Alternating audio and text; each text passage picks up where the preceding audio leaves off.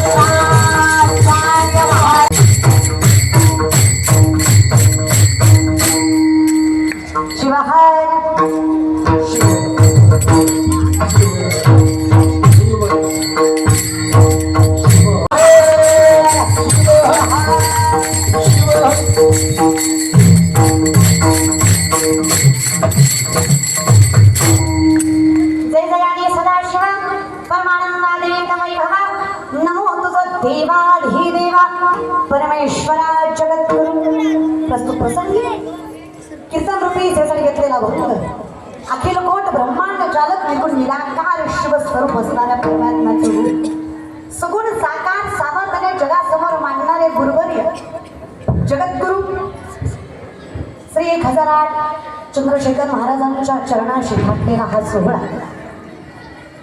श्री संत शिवदास महाराज यांच्या मुखातून निघालेला हा अभंग जगाच्या मालकाचं अस्तित्व आत्म्याशी समरूप झाल्याशिवाय आत्म्याची परिपूर्णता मिळत नाही याचं वर्णन अभंगामध्ये याचं चिंतन अभंगामध्ये आहे अति सामर्थ्य आपल्या वीरशैव धर्मामध्ये आपल्या लिंगायत धर्मामध्ये आपल्या शैव संप्रदायामध्ये जे लौकिक आहे जी मुख्य मुलं आहेत ही सगळी मुलं सामर्थ्यवंत जपण्यासाठी माणसाचं प्रारब्धही प्रबळ लागतंच आम्ही कुठेतरी म्हणावं आम्ही भगवंताचं नामचिंतन घेतोय आम्ही जगाच्या मालकाला स्मरतोय आमचा चांगलाच कर्मार्थ चालू आहे तरी आमची परिपूर्णता आमची स्टेबिलिटी आम्हाला मिळत नाहीये आमची स्थिरता आम्हाला मिळत नाहीये आम्ही स्थिर नाही आहेत आम्ही अजूनही धावपळीत आयुष्य जगतोय अजूनही द्वेष मत्सर वासना अहंकार आमच्यात उठून भरलेला आहे मग हे बाहेर काढण्यासाठी ज्यांच्या आशीर्वादांची गरज आहे ते गुरुवर्य आहे मग ते कितीही मोठं ज्ञानी व्यक्तिमत्व असलं तरी गुरुच्या आशीर्वादाशिवाय करलं जाईल हे आजपर्यंत शक्य नाही आणि इथून पुढेही शक्य नाही द्वैता वैराजी झाडणी गुरुविन ज्ञान आणि तया कैचे कीर्तन घडेल नाव. द्वैत असत्य जगणाऱ्या माणसाला गुरुच्या आशीर्वादाशिवाय असणाऱ्या व्यक्तिमत्वाला परिपूर्णता मिळेल हे शक्यच नाहीये. आणि त्याच्यासाठीच आपल्या वीरशैव संप्रदायामध्ये पंचवर्ण सूत्रांचा सामर्थ्याने उपदेश केला गेलेला आहे. जो उपदेश अगदी सामर्थ्याने जगद्गुरु विश्वकर्मांनी केलेला दुर्वास ऋषींना, जो तुमच्या आमच्या फार फायद्याचा आणि अर्थात मोक्षाला प्राप्त करणार आहे. आजचा हा दिवस महाशिवरात्रीचा पर्व काळ, 5 पर्व, वामन जयंती, नरसिंह जयंती, गोकुळाष्टमी, रामनवमी आणि थोरात थोर शिवरात्री. सगळ्यात मोठं असणारं पर्व म्हणजे महाशिवरात्रीचं पर्व आहे. आणि सगळ्यात श्रेष्ठ असणारा धर्म म्हणजे वीरशैव आहे. पंचवर्ण सूत्रामध्ये सांगितलंय, जर सामर्थ्याने तुम्हाला एकाच जन्मात मोक्ष मिळवायचं असेल तर ज्ञान, तपश्चर्या, वैभव या सगळ्यापेक्षाही जो वीरशैव धर्मात जन्माला आला त्याला एकाच जन्मात 84 लक्ष एकाच जन्मात. आणि माझी विनंती आहे, तुम्हाला टाळी वाजवू वाटली तर वाजवत जा. त्याला काही सरकारचा GST नाहीये, मोफत आहे टाळी. विदाऊट गव्हर्नमेंट टाळी आहे. काही आनंदाने वाजवायचं. हाताने टाळी मोफानं काम म्हणजे पुण्याचं लक्षण आहे. टाळी वाजवायला मागे पुढे बघायचं नाही. वो कैसा होता है ना साहब, बगीचे की खुशबू माली से होती है. वो कैसा होता है ना साहब, बगीचे की खुशबू माली से होती है, कलाकार की दाद ताली से होती है. एवढं बोलून सुद्धा काही लोकांनी वाजवलीच नाही. काही हो, तेच तर म्हणतात ना, आपण याशी आपण मानती महंतपण फुगती असाधारण गर्वे येणे. आमच्यासारखी साधारण माणसं स्वतःला असाधारण म्हणायला लागली आणि आमचं इथं सगळं घोडं पेट खायला लागलं. आमच्या आयुष्यात सुख समाधानच नाहीये. तुम्हीच बघा ना, काशीत आलाय, मोक्षाच्या ठिकाणी आलाय, जगद्गुरूंच्या चरणाशी आलाय, जगद्गुरूंच्या छत्र छायेखाली आलाय, पोटापुरतं कमवताय, चांगली परिस्थिती आहे तरी तोंडावर 12 वाजले. हेच पाप आहे, दुसरं काही नाहीये. पाप पाप पाप असं फारसं विचारायचं नाही.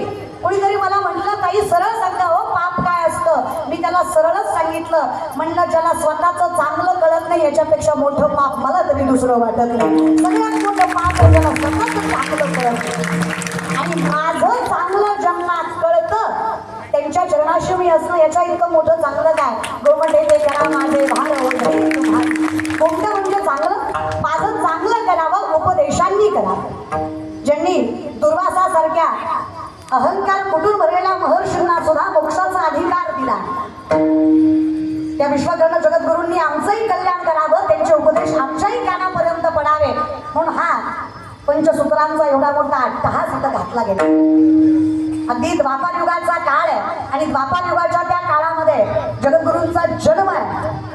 जन्म म्हणजे तुमच्या आमच्यासारख्या मृत्यू लोकांना जन्म नाहीये. या काशी विश्वेश्वरामधून ज्यांची उत्पत्ती झाली आहे, या काशी विश्वेश्वराच्या पिंडीतून ज्यांचं आगमन झालंय, या वीरशैव धर्माच्या प्रचारासाठी, या वीरशैवाला वीरशैवाचा आणि वीर काय आहे याचा अर्थ सांगण्यासाठी ज्यांचा जन्म झालाय ते विश्वकर्ण जगद्गुरू. त्यांचा आत्ताच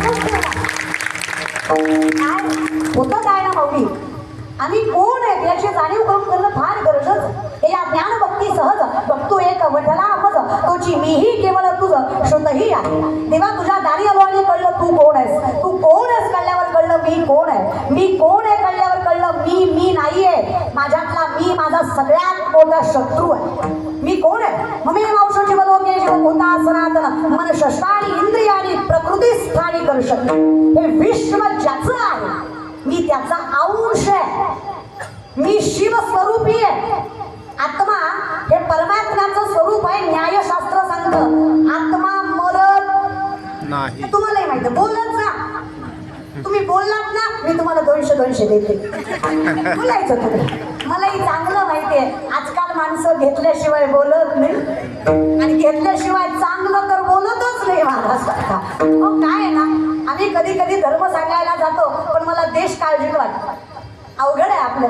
यहाँ कोई मरे वोटों के लिए पर कोई मरे नोटों के लिए. यहाँ कोई मरे वोटों के लिए पर कोई मरे नोटों के लिए. भगत सिंह सुखदेव भी सोचते होंगे हम भी मरे किन हरामजादों के लिए. कभी कुणासाठी बाबा. अरे ज्यांच्यासाठी मेलो त्यांना तीळ मात्र कदर नाही आमची. आम्ही इन्कलाब जिंदाबाद म्हणत म्हणत स्वातंत्र्यासाठी हसत हसत फाशीवर गेलो. हे बघा स्वातंत्र्य. यांना धर्माची किंमत नाही. यांना फक्त माझी गाडी, माझी माडी, माझी दाढी, माझी बॉडी, माझ्याच बायकोची गलगल साडी. धर्म तुम्ही चालतोय रे. ही उपस्थिती योग्य नाही. मग स्थिती कुठली योग्य? देव माझा मी देवाचा, हीच माझी सत्य वाचा. माझ्यासाठी खरं काय? तो परमात्मा माझा आहे, मी त्याचं स्वरूप आहे. अजून सूक्ष्म सांगायला गेलं तर अहम वैश्वानरो भूत्वा प्राणिनाम देहम आश्रित प्राणापान समायुक्त पंचमेण्यम चतुर्विधम. चालवणं बोलवणं सोडा अर्जुना, लक्षात घ्या. जठरामधला अन्न पचवणारा अग्नी सुद्धा मी विश्वेश्वर आहे, मी विश्वनाथ आहे, मी आहे जगद्गुरु, मी आहे तू आहेस मी. याची जाण ज्या दिवशी तुला होईल त्या दिवशी तुझ्यासारखा आनंद स्वरूप दुसरा कोणी नसणार. आम्हाला आमचीच ओळख नाहीये. आम्ही लावलेल्या कपाळाला भस्माची, आमच्या गळ्यात घातलेल्या रुद्राक्षाची, आमच्या लिंग स्वरूपी असणाऱ्या त्या लिंगाची आम्हालाच जाण नाहीये.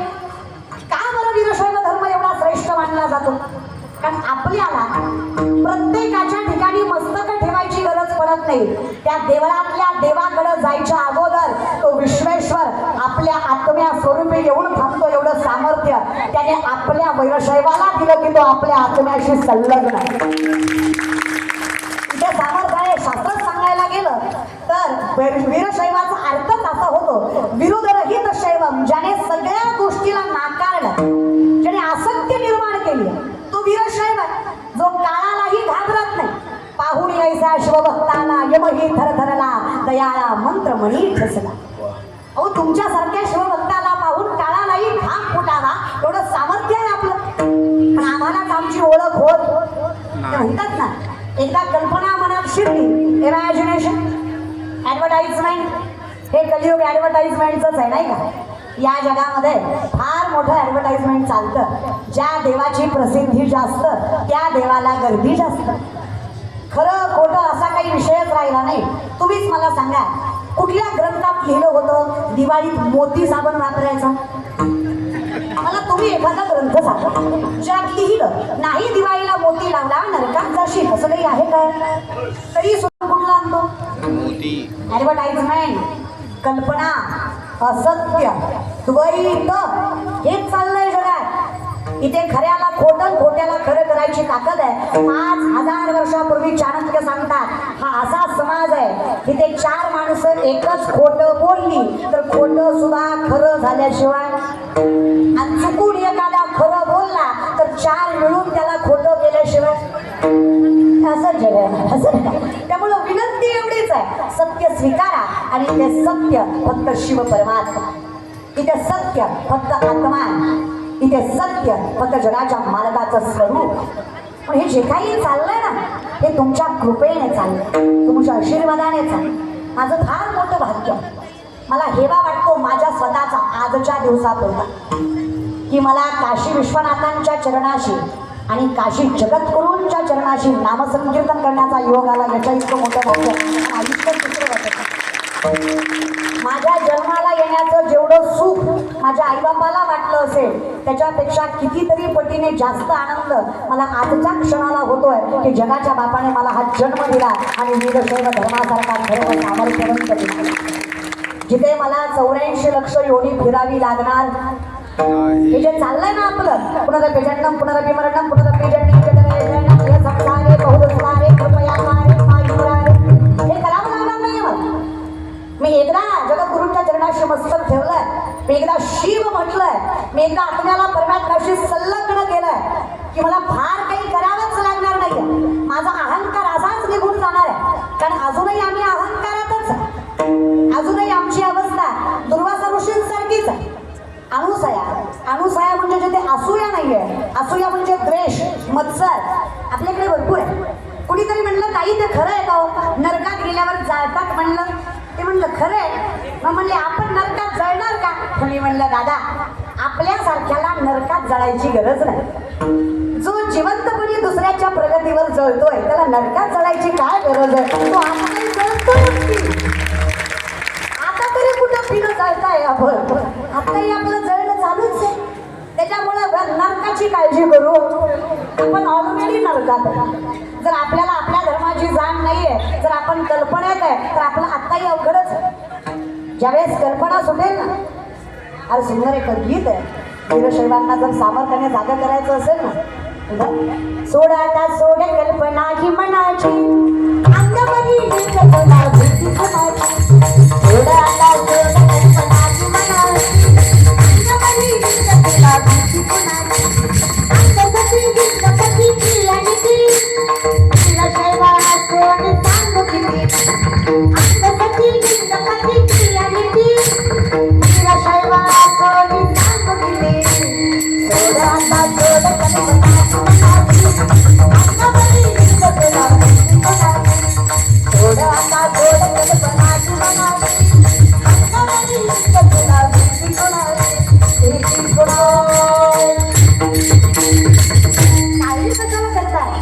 जर जगाचा बाप म्हणून पाठीमागे उभा राहायला तयार आहे तर काळजी नाही करायची. पितामह भीष्मांनी वचन घेतलं, काही झालं कृष्णा मी अर्जुन नाही सोडणार आहे. देवाला चिंता वाटायला लागली अर्जुनाची. अर्जुनाला बोलण्यासाठी भगवान श्रीकृष्ण त्यांच्या कक्षामध्ये गेले. अर्जुन ढाराढोर झोपलेला, कसलंच भय नाही, कसली चिंता नाही, कसलीच काळजी नाही, निर्भय निशंक. देवाला नवल वाटलं, वेडायस की काय बाबा, विश्वातलं सगळ्यात मोठं युद्ध लढायचं आहे तुला. चतुरंग सैन्य त्यांच्याकडे, तुझ्यापेक्षा निर्पण मोठं सैन्य त्यांचं, शस्त्रबल मनुष्यबल धनबल सगळंच त्यांच्या पदरात. कशाच्या विश्वासावर झोपलास? एवढं स्थैर्य एवढं धैर्य आलं कुठून? एवढं बळ बांधलंस कसं रे बाबा? एवढ्या संकटात, एवढ्या व्याधीत, एवढ्या वेदनेत एवढा शांत झालास कसा रे बाबा? कीर्तन ऐकणारे मायबाप, इथं इलेक्शन लोकांचं झोपा तुम्हाला नाही. आपली अवस्था अवघडच आहे नाही का? अहो झोप नाही हो साधी आपल्याला, आणि कशी लागेल? पुरुष मंडळी, झोप तरी कशी लागेल? पलंग सुद्धा सासऱ्याच्या पैशाचा आहे, झोप तरी कशी लागेल? त्याला स्वतःच्या कष्टाचंही काहीतरी लागत आहे की नाही? तर हे काही मी सांगत नाही बरं का, शास्त्र सांगतं, उत्तमम स्वर्जितम कष्टम मध्यमम पितु अर्जितम आदम मातृवित्तच्च स्त्रीवित्त आदमादम. जो स्वतःच्या कष्टावर जगतो ना, त्यानं अर्धी शिळी खाल्ली तरी जगाचा बाप त्याला पुरुषोत्तम म्हणतो. एवढं सामर्थ्य त्याच्या स्वाभिमानात आहे. आता बायकांनी टाळ्या वाजवल्या, पुरुषांनी जरा थोड्या वाजवल्या. त्यांना माहित आहे आपण घेतलंय गाप, आपण नसतं घेतलं तर वाजवली असते. हे असंच असतं, चुकलं की जरा वाईट वाटतं, पण हरकत नाही. मागे झाले पाहू नका, जे झालं ते झालं. इथून पुढे तरी, आता तरी पुढे हाच उपदेश नका करू नाश आयुष्याचा. आजपर्यंत जे झालं ते झालं, इथून पुढे तरी सामर्थ्याने विचार करा की नेमकं कशात आयुष्य चाललं. जो स्वतःच्या कष्टावर जगतो तो उत्तम, जो बापाच्या इष्टटीवर आईट करतो तो मध्यम आहे, जो भावाचा खातो तो आधम आहे, आणि जो बायकोचा रुपया खातो तो आदमाधम आहे. त्याला जिंदगीवर त्रास आहे ज्याने बायकोचा पैसा खायला. आमच्या बायकांना फार आवडलं. आता खरं आहे ते खरं आहे, याला मी बदलू शकत नाही किंवा शास्त्र खोटं बोलत. अगदीच तसा जिथे स्वत्वाची जाणीव झाली की माणूस स्वाभिमान बाळगायचा. आवाज थोडासा सिट्टी मारतो आणि स्वाभिमान बाळगायला लागला की स्वतःचं अस्तित्व कळतं, स्वतःचं सामर्थ्य कळतं. आणि स्वतःचं सामर्थ्य कळवून घेण्यासाठी गुरूंच्या आशीर्वादांची फार गरज असते. ते सांगतात, दुर्वासांसारखे सामर्थ्यवंत महर्षी जे अनुसया मातेच्या पातिव्रात्याच्या पोटी जन्माला आले, जे अत्रेय म्हणजे तीनही गुण ज्यांचे मारले गेले, रज तम सत्व, हे तीनही गुण ज्यांनी मारून भगवंत स्वरूपी झाले ते अत्रेय. या दोघांच्या पोटी ज्या भगवंताचा जन्म झाला त्यामध्ये सामर्थ्याने महादेवाचा अवतार म्हणजे दुर्वास ऋषी, विष्णूंचा अवतार म्हणजे प्रत्यक्ष दत्त, आणि ब्रह्मांचा अवतार म्हणजे चंद्र. आता हे तीन स्वरूपामध्ये जो दत्त अवतार आहे तो शांत, चंद्र अवतार शीतल, पण दुर्वासांचा जो अवतार आहे रुद्राचा अवतार असल्यामुळे कडक आहे. माझा शिव जेवढा भोळा तेवढा कडक आहे, पण सगळ्यात अगोदर जर कोणाला दिसत असेल तर ते माझ्या शिवाला दिसतं, कारण त्याला 3 डोळे आहेत. तो भक्तासमोर सगळ्यात लवकर जाणून जे शिव स्वरूप आहे ना, हे विश्वव्यापक आहे. हे जे शिव स्वरूप आहे ना, हे प्रकृतीशी संलग्न आहे. हे जे शिव स्वरूप आहे ना, हे व्यक्तिमत्वाला प्रबळ बनवणार आहे. मग शिवाला ज्याला आत्मसात करता आलं त्याला बाकी कोणाच्या पाया पडायची गरज पडत, तो परिपूर्ण होतो, तो समरूपी होतो, तो अधिकारी होतोय, तो शिवस्वरूपाला आत्मसात. मग या दुर्वासा महर्षींनी ज्ञान प्राप्त करावं, अधिकार प्राप्त करावा, जगाच्या मालकाचं स्वरूप मिळवावं, पण प्रत्येक वेळेस अहंकारात नडा. दुर्वासा ऋषींचं महत्व सांगायला गेलं तर ज्यांच्यामुळे पांडवाचा उदय, ज्यांच्यामुळे द्रौपदीच्या वस्त्रहरणापासून जगाच्या बापांनी त्यांना वाचवलं. कारण एकदा नदीच्या पात्रामध्ये स्नान करत असताना सामर्थ्याने त्यांनी जगाच्या मालकाच्या नामचिंतनामध्ये नग्न अवस्थेमध्ये स्नान करावं आणि समोरून द्रौपदी माता यावा, त्यांना कळू नये काय करावं. त्यांनी तिथेच थांबावं, त्यांनी विचारावं, ऋषीवर मुनीवर काय झालं, शंकेत दिसताय, त्यांनी सांगावं अशी अशी अवस्था आहे. स्वतःचा पदर द्रौपदी मातेनं फाडावा आणि त्यांच्याकडे पाण्यातनं निवळून द्यावा आणि म्हणावं की हे घ्या आणि तुम्ही तुमची तपश्चर्या पूर्ण करून पाण्यातनं बाहेर यायला हरकत नाही. त्यावेळेस दुर्वासा ऋषींनी सांगावं, बाई माझी बहीण म्हणून आब राखलीस ना, मी आशीर्वाद देतो, मी कृपांकित करतो, मी वर देतो की जेव्हा तुझ्या आबरूवर विषय येईल तेव्हा वस्त्र म्हणून साक्षात कृष्ण तुझा उभा राहील. हे त्यांच्यामुळे, हे दुर्वासा ऋषींमुळे. त्याच्यानंतर सुद्धा ज्यावेळेस कृष्ण अवतार समाप्तीला येणार होता, त्या त्रेतायुगाच्या कृष्ण अवताराच्या समाप्तीच्या काळात सुद्धा भगवान दुर्वासांनी सांगावं द्वारकेमध्ये जाऊन, माझी कोणी सेवा करताय का, मला कोणी अतिथी म्हणून स्वीकारताय का. साक्षात कृष्णांनी आणि लक्ष्मी मातेनं म्हणावं, तुमच्यासारखे ऋषीवर मुनीवर आमच्या घरात येऊन अतिथीपणा स्वीकारावा हे आमचं भाग्य आहे. पण त्यावेळेस दुर्वासांनी सांगावं की आमचं अतिथीपण सांभाळायचं असेल तर आम्ही रथात बसणार आणि त्या रथात बसल्यानंतर त्याला घोडे लावायचं नाहीये, त्याला अश्व लावायचं नाहीये, त्याला कृष्ण आणि लक्ष्मी तुम्ही दोघं अश्व म्हणून चालायचं. नम्रपणे स्वीकारलंय भगवंताने. दुर्वासा ऋषी रथात आहे, सुंदर पालखी निघाली आहे, भगवान श्रीकृष्ण आणि लक्ष्मी माता त्यांच्या रथाला अश्व म्हणून आहेत, सुंदर अतिथी पण स्वीकारलाय. मग दुर्वासांनी सांगावं आता भोजनाची वेळ आहे, छान गोड खीर करा. गोड खीर केली आहे, गरमागरम खीर, एक घास खाल्ले, हे जे राहिलंय हे भगवान श्रीकृष्ण तुम्ही तुमच्या अंगाला लावा. श्रीकृष्णांनी तेही स्वीकारलंय, गरम गरम खीर दुर्वासा गुरुवर यांनी दिलेली भगवंताने स्वतःच्या अंगाला लावली आहे, सगळीकडे लावली पण पायाला लावली नाही. दुर्वासांनी विचारलं का हो पायाला का लावली नाही, काही शंका आहे का. भगवान श्रीकृष्णाने सांगावं, शिव अवतार आहात तुम्ही, रुद्र अवतार आहात तुम्ही, तुम्ही दिलेला प्रसाद माझ्या पायाला लागावा एवढा निर्बुद्धी कृष्ण नाहीये, त्याला कळतंय हे इथं नाही लागलं पाहिजे.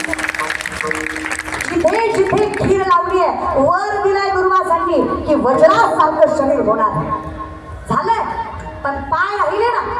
मग ज्यावेळेस श्रीकृष्णाचा अवतार समाप्तीला येतोय त्यावेळेस बाणाने पाय मात्र घायाळ झाले, हे तुम्हा सगळ्यांनाच ज्ञात आहे. अर्थात मी तुम्हाला दुर्वासांचं सामर्थ्य सांगितलं, त्याच्या पलीकडे समुद्र मंथनाचं कारण सुद्धा दुर्वासा ऋषीच आहे. ज्या वेळेस इंद्रदेवांनी त्यांचं अतिथीपण करावं, अगदी ब्रह्मदेवांनी त्यांना घातलेली प्राजक्ताच्या फुलांची माळ त्यांनी स्वतःच्या गळ्यातून काढून सामर्थ्याने इंद्रदेवांच्या गळ्यामध्ये घालावी, पण त्याचा अपमान व्हावा आणि दुर्वासा ऋषींनी म्हणावं माझ्या दिलेल्या सन्मानाचा अपमान झालाय ना, तुझं इंद्र पण टिकणार नाहीये. इंद्रांनी सांगावं देवा असं करू नका, सगळं देवलोक समुद्रात बुडणार, बुडलं ना. दुर्वासांच्या एका शब्दामध्ये सगळं इंद्रलोक सगळं देवलोक समुद्रात बुडालं, म्हणून समुद्र मंथन देवांना आणि दैत्यांना करावं. 14 रत्न त्यातच आहे. सामर्थ्यानेच मला फक्त एवढंच सांगायचं आहे की एवढं ज्यांचं महात्म्य आहे त्यांचं एका गोष्टीमध्ये परिपूर्णत्व राहिलं ते म्हणजे गुरुकृपा.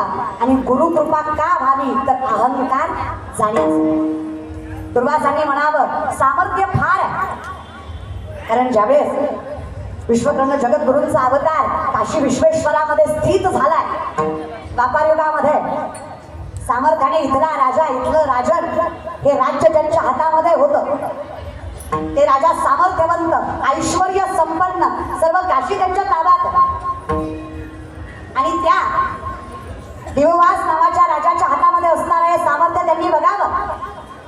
सुंदर असं हातामध्ये बिल्वदंड आहे, पिवळं पितांबर आहे, सामर्थ्याने मस्तकावर भस्म आहे. हे विश्वस्वरूप असणारं कोणाचं योगी स्वरूप आहे म्हणून चरणावर मस्तक ठेवावं, भगवंताचा अवतार दिसावा, आमच्या राज्याला पाय लागावे, आमच्या घराला पाय लागावे म्हणून विनंती करावी. राजाचा नम्रपणा बघून विश्वकर्मा जगद्गुरूंनी ती विनंती स्वीकारावी आणि या काशी विश्वनाथाच्या मंदिरापासून त्या राजाच्या राजवाड्यापर्यंत आद्य पालखी निघाली. ती आद्य पालखी विश्वकर्मा जगद्गुरूंची निघाली आणि सामर्थ्याने जगाचं कल्याण. लक्षात घ्या, देव ओळखता आला पाहिजे.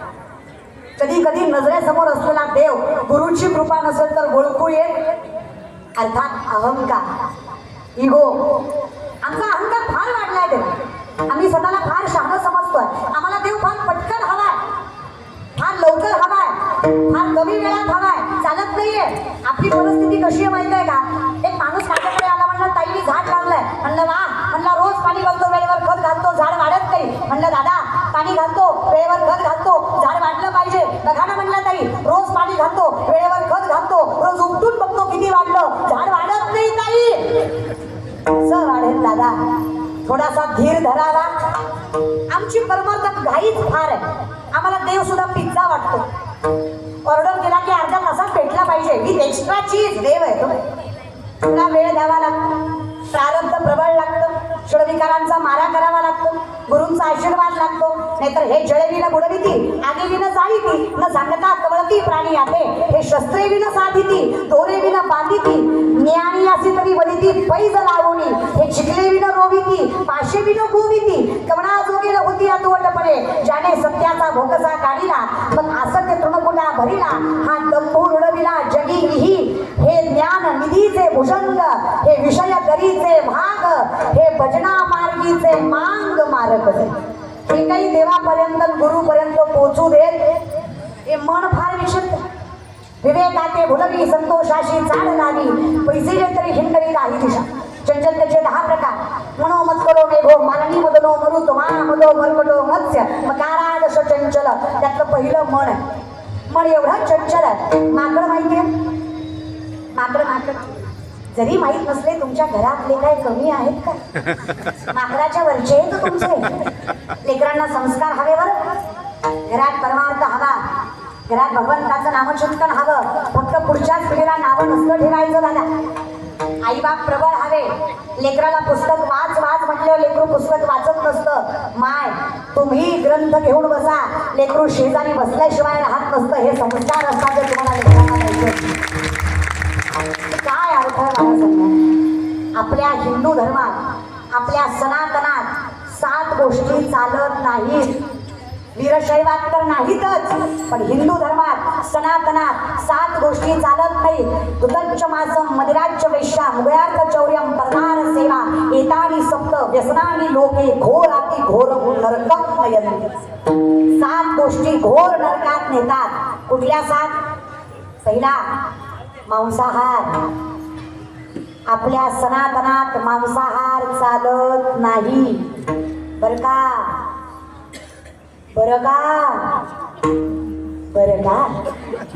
नाही चालत. सोमवार गुरुवार खात नाही, बाकीचे 5 दिवस खाल्ल्याशिवाय राहत नाही. काही फक्त सोमवार गुरुवारच देव जागा असतो का? बाकीचे 5 दिवस देवाचा डोळे झाकून बसतो का? तू खा मी बघत नाही असं म्हणतो का? आखाडात खायचं आणि श्रावणात पाळायचं. महादेवाला आखाडातलंही दिसतं बरे. महादेव सर्वस्वरूपी आहे, त्याला गटारी आमोशाही कळती बरे. देव आहे तो. काय परमार्थ करून ठेवला मला नवल वाटतं. 10 दिवस गणपती बुडवताना शांत बरी वा रे वा, म्हणजे आरती करणारे तुम्हीच आणि पिऊन नाचणारे तुम्हीच. हे आपल्या सनातनात चालत नाही. पहिलं मांसाहार, दुसरं मदिरा. तोंडानं नाही कळलं त्या क्षण कळेल ना. मदिरा शुद्ध भाषेत 90 नाही चालत आपल्यात. दारू हा प्रकार चालत. ज्याने केला त्याला घोर नरक आहे. पुन्हा म्हणायचं नाही देवाने वाटोळं केलं, कर्माने वाटोळं केलं. स्वतःच्या वागणुकीने वाटोळं केलं, चुकीचा उपदेश नडला, चुकीचा परमार्थ नडला. विनंती पण सत्य स्वीकारा. नाही चालत. आपल्यात पहिला मांसाहार, दुसरं मदिरा, तिसरं परस्त्री गमन. नाही चालत. हे आपल्याकडे स्टेटस पुरत आहे. यत्र नार्यस्तु पुच्यन्ते रमन्ते तत्र देवतः. हे बोलतो आपण, वागत नाही. खरं सांगू, माझा शिवाचा स्वभाव इतका मोठा आहे. ज्या रावणाला तुम्ही बलवंत म्हणता त्या रावणाचं बळच शिवामुळे आहे. कारण आजपर्यंत सगळ्यात मोठा शिवभक्त रावण आहे. रावणाच्या श्रीमंतीचा विचार करायला गेलं तर 7 कोटी घरं सोन्याची. किती? 7 कोटी. Not a joke. रावणाच्या एका घराची एक चौकट 2250 किलोची होती. 2250 किलो सोन्याची होती. रावणाची एक चौकट विकली तर 35 वेळा बिन बोभाट आमदार होता येतोय. एवढा श्रीमंत होता तो. मी चौकट म्हणलंय दादा, चौकट. भिंती, दरवाजे, स्लॅब सगळं धरलं. विचार केला तर मरू आपण. लोकांचं फार सोसत नाही आपल्याला. फार श्रीमंती आहे त्याची. 80,000. कळतंय का बायका? किती? 80,000 बायका, 1,00,000 पोरं. सुना किती असतील? 1,00,000 म्हणू नका. ज्याच्या वडिलांनी 80,000 केला त्याचा पोरगा काय गुणाचा असणार का? तो थोड्या फार तरी करेल ना. 1,25,000 नातू. किती मोठं घर टिकलं. लंका कोणाची? लंका महादेवाची. लंका कोणाची? महादेवाची. लंकेचं स्थापत्य शिवाचं, महादेवाचं, त्या विश्वनाथाचं. लंकेचं स्थापत्य शिवाचं आणि त्या स्थापत्याला वास्तुशांतीची पूजा आपण ज्याला म्हणतो त्या मंत्र उच्चारासाठी रावणाला बोलवलंय. कारण रावण जातीने ब्राह्मण आहे. वेद पाठ आहेत रावण. इतकी सुंदर पूजा मांडली रावणांनी. इतके उच्चार शुद्ध बघून शिव आधीच शिव भोळा चक्रवर्ती. त्या जगाच्या मालकाला कौतुक वाटलं. शिवांनी सांगावं काय सुंदर पूजा केली.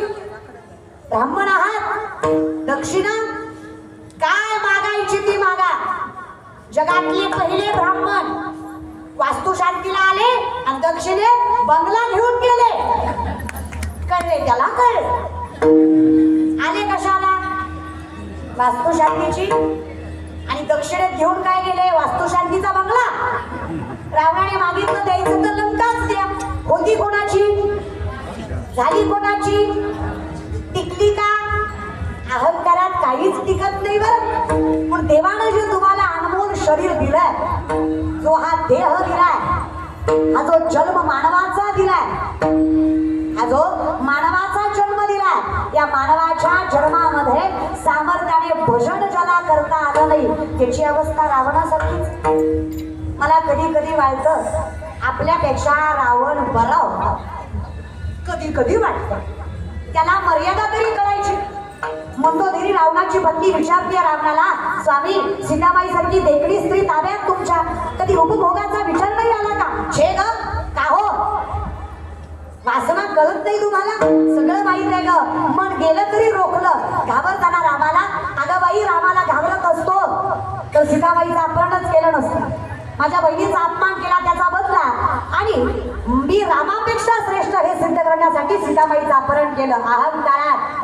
पण ज्ञात आहे मला, मती थाऱ्यावर आहे माझी. जेव्हा सीताबाईच्या दारात गेलो तेव्हा पदर पसरून भिक्षुकाचं स्वरूप घेतलं होतं. भिक्षांते ग बाई म्हटलं होतं. अगं ज्या बाईला आई म्हटलो त्यांच्यावर वाईट नजर टाकावी इतकी बेकार अवलाद तर रावणाची नाही तुझं. ज्याला आई म्हटलं त्याला आईच मानावं आणि ज्याला ताई म्हटलं त्याला ताईच मानावं. हे हिंदू धर्म शिकवतो. आपल्यात परस्त्री गमन चालत. 4थं वेश्यागमन. 5वं चोरी. 6वं जुगार आणि 7वं शिकार. मग या शिकारीमुळे बऱ्याच लोकांना भोगावं लागलं. मग महाभारत काय, रामायण काय, सगळं इथूनच सुरू झालं. मग त्यात परस्त्री गमनही आलं, शिकारही आली, चोरीही आली, वेश मत्सर आणि वासनाही आली. तेव्हा हे सगळं नाकारायचं असेल तर काय करावं लागेल? जर सर्व पूर्तता हवी असेल, परिपूर्णता हवी असेल तर जसं दुर्वासांना पंचसूत्राचा उपदेश विश्वकर्ण जगद्गुरूंनी त्यांच्या पदरात टाकून त्यांचा अहंकार मुळासहित नष्ट केला, तसं जगद्गुरूंच्या आशीर्वादाखाली आपला मुळासहित अहंकार नष्ट झाल्यानंतर मग आमची अवस्था आम्हा दया परस्परे एका नामाचीच अंतर, नामस्वरूपी फरक, बाकी कसलाच फरक माझ्या जीवात आणि शिवात राहणार नाही. आणि जर माझ्या जीवाला शिवाची भेट झाली नाही, आणि भेट होण्यासाठी आजचा पर्व काळ फार मोठा बरं, आजची महाशिवरात्र जीवाची शिवाची भेट व्हायला फार श्रेष्ठ. काल रात्रीपासून आज रात्रीपर्यंत जर भजन केलं, हा मन लावून, कसं मन लावून, नाही तर तळहातावर इष्टलिंग आणि मन साबुदाण्याच्या खिचडीकडे. परतली का, शिजली का, आमटी आहे का, ताक आहे का, दूधही होतं आज तर मज्जा होती. बघा तुम्ही मठात आहे म्हणल्यावर तुम्हाला काय कमी आहे की रे. पेढाही होता, पेढ खजुरही होती, हा शाबूही होता, दूधही होतं, चांगली शिवरात्र होती. आता कीर्तन झाल्यावरही आहे, चांगली शिवरात्र आहे. मी काय म्हणते, शरीराचा मारा करू नका, पण मनाचा कराल की नाही, मनाला तरी मोड घालाल की नाही, त्याला तरी सांगाल की नाही, बाबा एक काम करतोस का, एकदा जगद्गुरूंच्या चरणाशी परिपूर्ण समर्पित होतोस का. आता कोठे धावे म्हण तुमचे चरण देखलिया, भाग गेला शिर गेलं. मग एकदा त्यांची कृपा झाली की मग कृपेचे अधिकारी आम्ही, हे जे काही मिळालं ना ते सामर्थ्य असतं. ते म्हणतात मीरा आपकी कृपा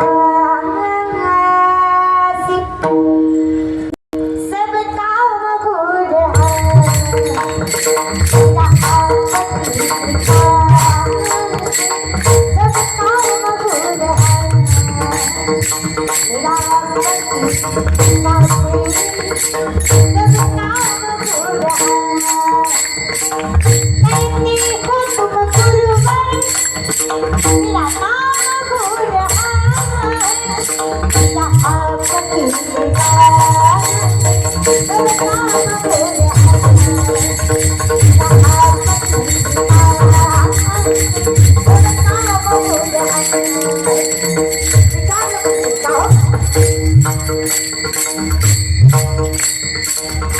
पूछा किसी ने तो इतना खींचा आपको फिर भी आप समझ चुके हो, इतनी तकलीफ दी आपको फिर भी आप उभर चुके हो.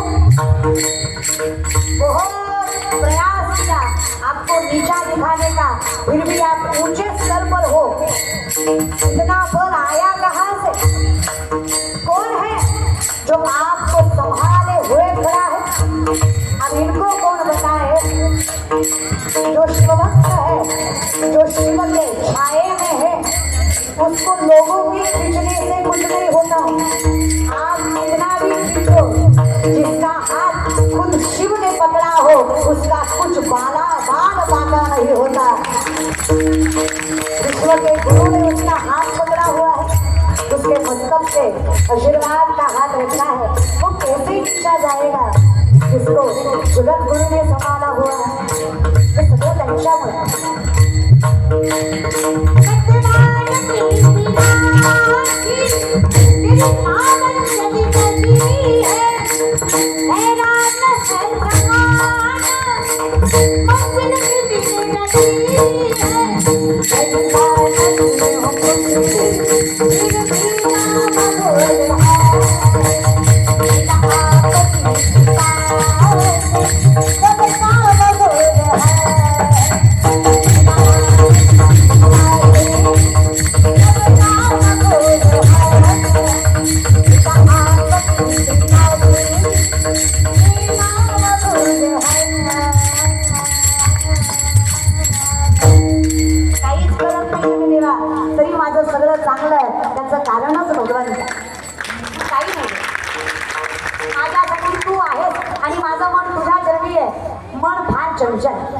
माकड आहे, लक्षात आहे ना, माकड आहे, त्याला दारू पाजली, दारू पाजल्यावर त्याला विंचू चावला, विंचू चावल्यावर पाठीमागं भूत लागलं, माकड किती पडेल.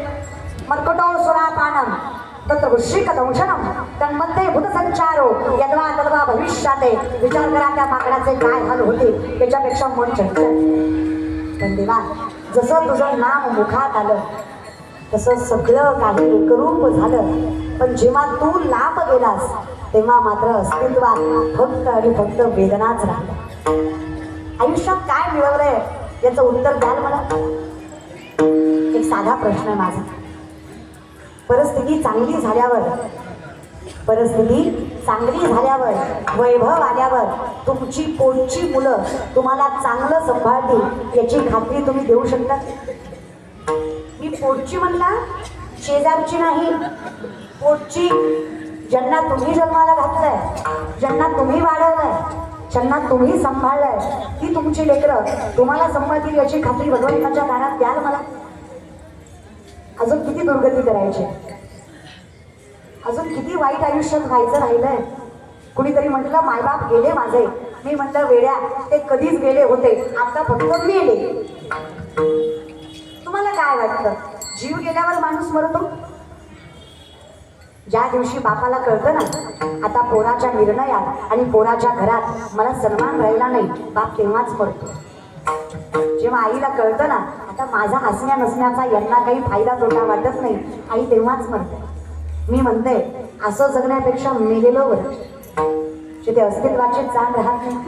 पण जेव्हा जीव आणि शिव एकत्रित होतो तेव्हा ही बंधनं दुःख देऊ शकत, तेव्हा ही लोक आपल्याला त्रास देऊ शकत. जेव्हा तो विश्वनाथ आपला होतो त्या दिवशी या आयुष्याचा विश्वनाथ झाल्याशिवाय राहत नाही. हे जे आहे ना, कसमे बातें प्यार वफा सब बातें हैं बातों का क्या, ये सब झूठे बातें हैं, नाते हैं नातों का क्या.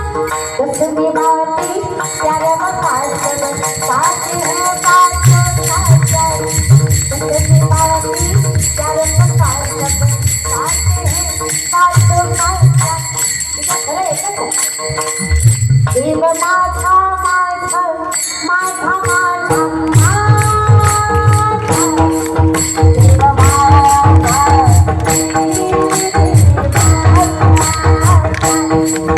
देव माझा. बोला बोला. देव